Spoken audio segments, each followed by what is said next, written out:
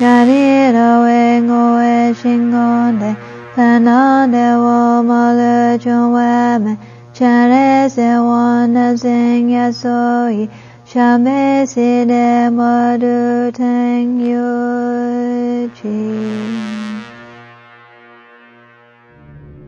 For millions of his followers, he is the Holy Lord, gentle glory, defender of faith, ocean of wisdom. His message of compassion, selflessness and peace has made him a statesman for the troubled times. He calls himself a Buddhist monk, but his deeds make him the face of peace. He is none other than His Holiness, the 14th Dalai Lama, Tenzin Gyatso.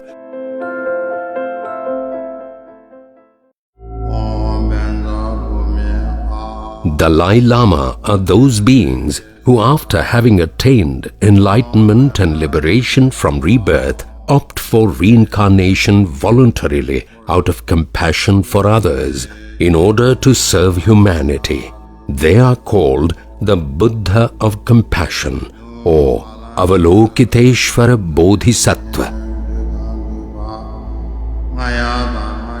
I come from very remote area, northeast Tibet, northeast part of Tibet. My mother, both parents, illiterate. 6 July 1935, a boy was born to a peasant family in the small village of Takster, Tibet.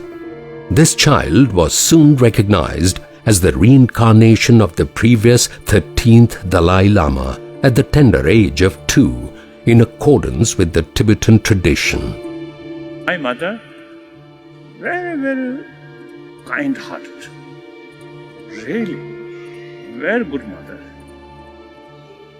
So therefore, we, her children, is grown up within that atmosphere. So that, I think, really makes difference. I think immense the impact. After being recognized as the 14th Dalai Lama, the young boy was taken to Lhasa, where in 1940, at the age of 5, he was officially installed as the spiritual leader of the people of Tibet, and his formal education started. In 1950, due to the Chinese invasion of Tibet, His Holiness was officially enthroned as the temporal leader of 6 million people of Tibet at the age of 15, making him the youngest Dalai Lama. The next 9 years, he worked hard to keep peace between the Tibetan people and Chinese army.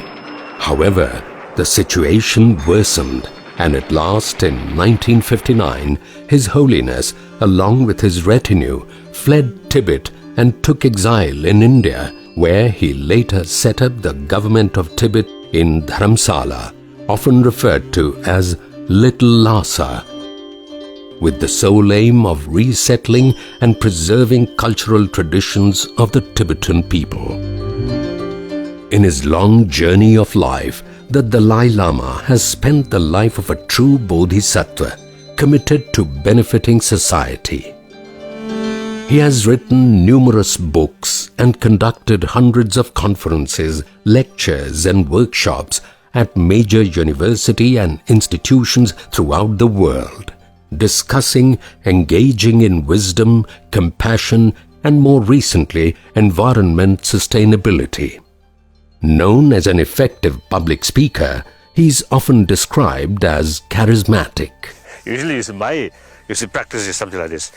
One mosquito come. Then, if my mood is something quite happy, then I usually give some blood, to the mosquito. Then, second time come, then more impatience. So sometimes I do like this, blow out. Then third come. Then sometimes. Airplane, breakfast, very little. So I always carry bread in my bag. So looks as Dalai Lama's also holy bag. Yeah. But actually inside some bread.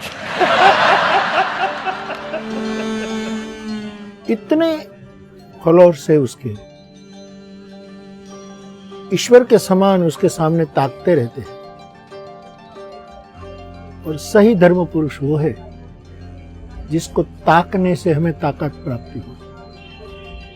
ऐसी एक ऊर्जा निर्मित करने वाला आदमी, आपका थोड़ा भी परिचय हो जाए तो आपका हाथ ऐसे पकड़ेगा कि मानो सालों से आपके साथ उसका घनिष्ठ संबंध है, परिचय है। इतना स्नेह और आदर देते हैं।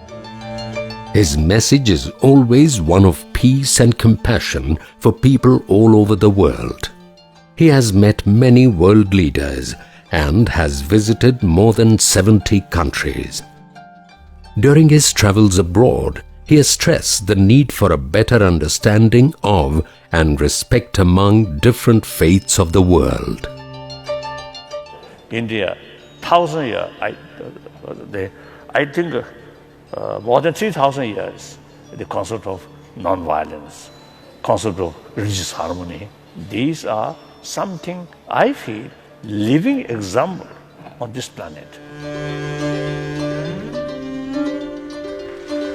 For his outstanding achievements and relentless work on peace, he has been bestowed with the Nobel Peace Prize. For his commitment to the creed of non-violence, Norway's Nobel Committee likened him to Mahatma Gandhi when it awarded its Peace Prize in 1989. I always consider myself as one follower of Mahatma Gandhi ji. Mahatma Gandhi, his non-violent sort of view or non-violent practice is something very, very relevant to today's world. Today, the Dalai Lama's role as an eminent Buddhist monk is universally acknowledged. People are drawn to his infectious personality and are increasingly responsive to his teachings and practices. His approach of reaching out the common ground for all religions, the quest for happiness, definitely makes him the greatest spiritual leader of our time.